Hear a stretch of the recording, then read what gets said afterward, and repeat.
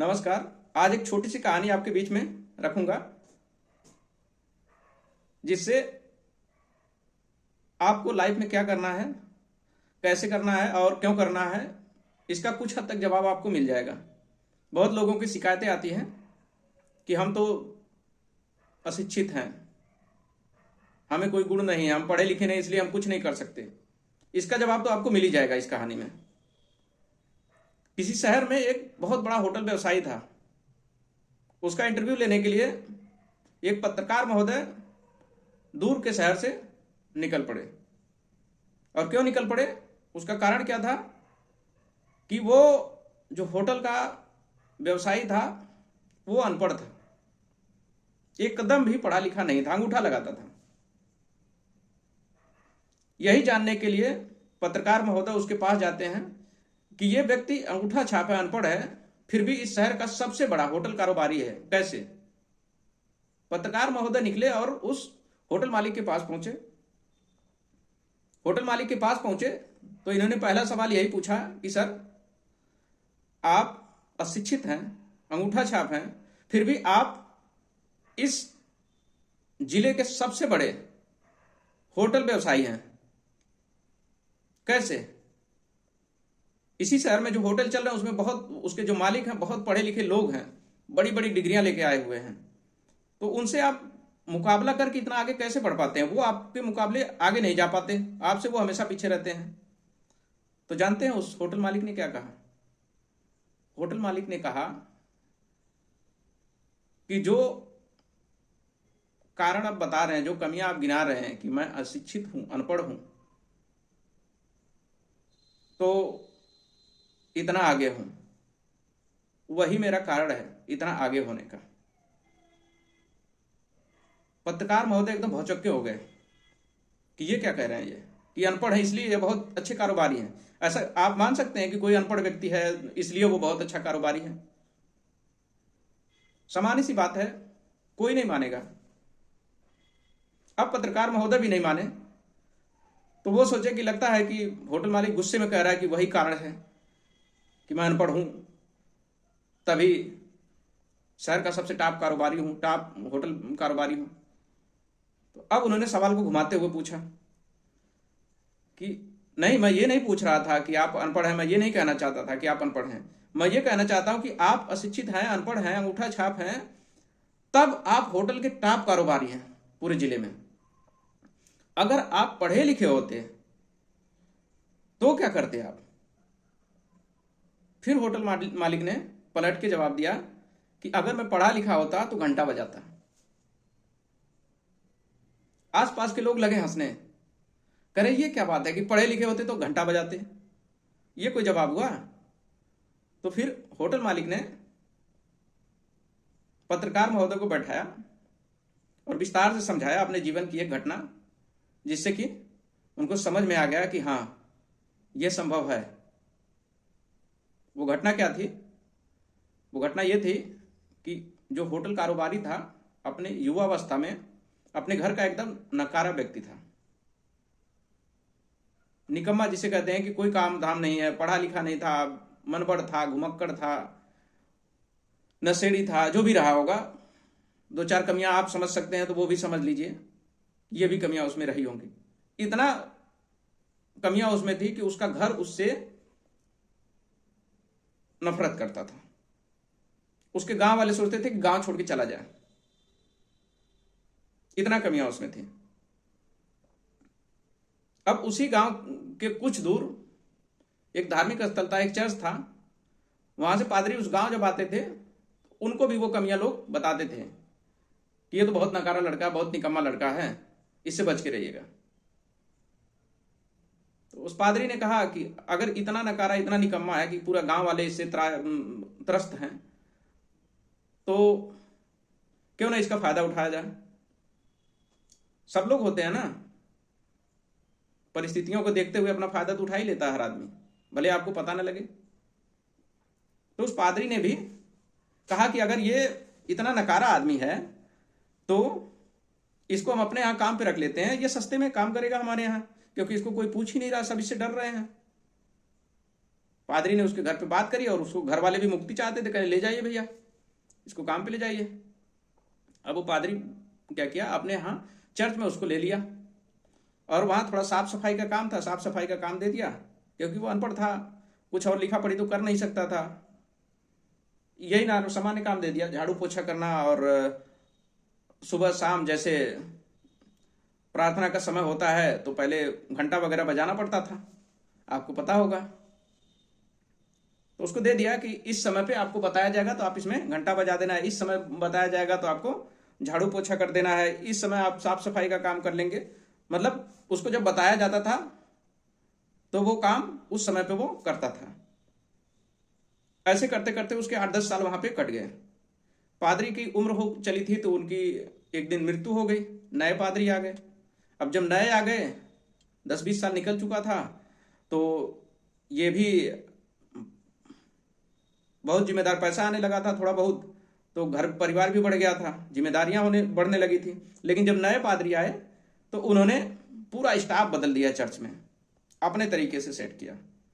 अब वो जब देखे कि अरे यार ये तो घंटा बजाने वाला, हमारे पास जो साफ सफाई वाला काम करने वाला आदमी है, ये तो बिल्कुल अनपढ़ है, इसका तो कोई काम ही नहीं है, क्यों ना हम, अब कौन इसको बार बार एक आदमी बताएगा कि अब साफ सफाई कर लो, अब जाके घंटा बजा दो तो लोग प्रार्थना करेंगे।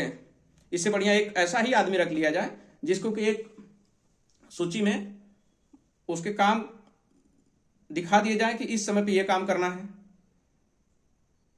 तो पादरी, नए वाले पादरी ने ऐसा ही किया कि ये अनपढ़ थे तो इनको बाहर निकाल दिया और एक नया कर्मचारी अपने यहाँ चर्च में नियुक्त कर दिया। अब इस लड़के की, जो वहां पहले साफ सफाई करता था, घंटा बजाता था, इसको जब ये पता लगा कि हमारी नौकरी तो आज चली गई क्योंकि हम अनपढ़ हैं, पढ़े लिखे होते तो आज हमारी नौकरी बच जाती, बहुत टेंशन में, जिम्मेदारियां बढ़ गई थी। वहां से ये निकला, पैदल ही घर जा रहा था। पैदल चलते चलते रास्ते में इसको इतना भूख प्यास लगी कि कुछ नहीं था, रास्ते में कुछ नहीं मिला, एकदम परेशान हो गया। और परेशान होते होते एकदम खींच निकालने के लिए समझ में नहीं आया इसको क्या करें, भूख प्यास लगी हुई है, नौकरी चली गई है, घर जाएंगे तो मुंह क्या दिखाएंगे। तो इसके दिमाग में एक आइडिया आया है, वहां से मैं पैदल आ रहा हूं और यहां तक आ गया हूं, एक भी यहां कोई खाने पीने का सामान नहीं है, बाकी लोग भी जाते होंगे तो उनको भी इतना तड़पना पड़ता होगा, अगर एक आध दुकान यहां होती खाने पीने की तो लोग इतना तड़पते नहीं, उनको समय पे खाना पीना तो मिल जाता, बाकी चाहे जो करते, जहां जाते वो उनको जाना होता तो वो पहुंचते। अब उसने क्या किया, यही दिमाग लगाया कि अगर मैं इतना परेशान हूं तो लोग कितना परेशान होंगे, देखता हूं यहीं कुछ खाने पीने की व्यवस्था करके बेचता हूं मैं। तो वहां उसने बाटी चोखा की दुकान खोल दी। घर क्या जाएगा, कैसे जाएगा, घर की जिम्मेदारियों का निर्वहन कैसे करेगा, नौकरी तो चली गई। उसने कहा अभी शुरुआत है, अभी जो कुछ पैसे पास में है उसी को लगा के बाटी चोखा यहीं बेचते हैं, देखते हैं क्या होता है आगे। अब जब वो वहां बाटी चोखा बेचने लगा तो ऐसा मालूम हुआ कि वहां तो उस रास्ते पे भूखों प्यास से तड़पने वाले बहुत लोग थे, क्योंकि जब वो दुकान खोला ना, उसकी दुकान लगभग महीने 2 महीने के बाद इतना बम्पर चलने लगी कि लग रहा था कि बहुत जरूरत थी, कोई हिम्मत नहीं जुटा पा रहा था। और ये जुटा पाया सिर्फ इसलिए कि इसको और कोई मौका नहीं था कि क्या करेगा। बहुत अच्छी उसकी बिक्री होने लगी, कमाई अच्छी होने लगी। अब वो धीरे धीरे सारी चीजें बढ़ाता गया बढ़ाता गया बढ़ाता गया। अब लोगों का साल भर 6 महीने के बाद वहां लोगों का एक ठिकाना बन गया कि अगर हम इस रास्ते पे जाते हैं तो इतनी दूरी पे इस जगह पे तो खाने पीने की चीजें मिल जाएगी। तो उसको एक ठिकाना बना के लोग उस रास्ते पे और ज्यादा आवागमन शुरू कर दिए। पहले वो सुनसान था, खाने पीने की चीजें नहीं थी, सुविधा नहीं थी, उस रास्ते पे एकदम अभाव था। अब एक उनको सुविधा मिल गई कि एक आदमी की वहां दुकान है तो सिर्फ खाना पीना नहीं, वहां कम से कम एक इंसान मिल तो जाएगा। उस रास्ते को सुनसान अब आप नहीं कह सकते। बहुत तेजी से लोग उस शॉर्टकट रास्ते को अपनाने लगे क्योंकि सुविधाएं उस पर मिल गई थी, कम से कम खाने पीने की मूलभूत तो मिली गई थी।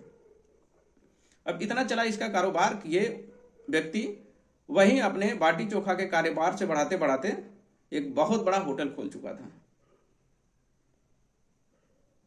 तो पत्रकार महोदय के सवाल पे कि अगर आप अनपढ़ होते, अब अगर आप पढ़े लिखे होते तो आप क्या करते, इसी कारण उस होटल मालिक ने कहा था कि अगर मैं पढ़ा लिखा होता तो घंटा बजाता।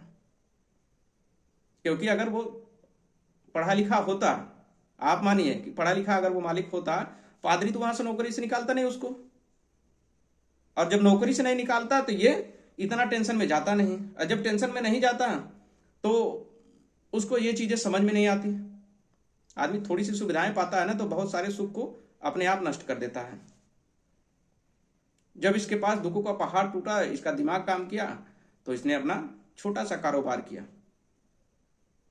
और उस कारोबार से इतना उसको कमाई हुई कि वो उस शहर के एक सबसे बड़े होटल मालिक के रूप में स्थापित हो चुका था। तो इसलिए जो लोग कहते हैं कि हम पढ़े लिखे नहीं हैं, हम अनपढ़ हैं, हम कुछ नहीं कर सकते, तो वो बिल्कुल गलत सोच रहे हैं। मेरा ये मानना है कि पढ़ा लिखा होना सारी योग्यताओं में से एक योग्यता है। अब आप मानिए कि कोई व्यक्ति पढ़ा लिखा नहीं है लेकिन वो बहुत अच्छा गाना गाता है, उसके सुर बहुत अच्छे हैं, तो उसकी वो योग्यता है। एक पढ़ा लिखा व्यक्ति जरूरी नहीं कि वो सुरीला हो, बहुत अच्छा गाए। तो आप लोग एकदम दिमाग से ये निकाल दीजिए कि पढ़ा लिखा नहीं है तो इसलिए हम कुछ नहीं कर सकते। कर सकते हैं, आप अपने फील्ड में, आप अपने फील्ड के एक्सपर्ट हैं, उसमें आगे बढ़िए। किसी के बताए हुए चीजों पे मत जाइए, जो आपको नहीं आता उसको करने की कोशिश मत कीजिए। जो आप आसानी से कर सकते हैं उसमें एक्सपर्ट बनिए, उसी में आगे बढ़िए। अच्छा, जो सिलाई का काम करते हैं तो क्या जरूरी है कि कोई पढ़ा लिखा आदमी सिलाई जानता हो? नहीं जानता है। सिलाई के लिए सिलाई का हुनर होना जरूरी है, पढ़ा लिखा होना जरूरी नहीं है। ऐसे अनेक काम है जो पढ़े लिखे व्यक्ति नहीं कर पाएंगे लेकिन अनपढ़ करते हैं। तो पढ़े लिखे होने का एक अलग फायदा है, हुनरमंद होने का एक अलग फायदा है। एक से तुलना करके दूसरे की आप अपने आप को, अपने भविष्य को बर्बाद मत कीजिए। अपनी योग्यता को पहचानिए, उस पर काम करिए, आगे बढ़िए। ऐसी कहानियां मैं आपको अपने चैनल पे ऐसे ही शेयर करता रहूंगा। कहानी कैसी लगी आप कमेंट करके मुझे जरूर बताना, और चैनल से जुड़ जाइए हमारे सब्सक्राइब करके। आगे हम अगली कहानी भी पेश करेंगे आपको। धन्यवाद।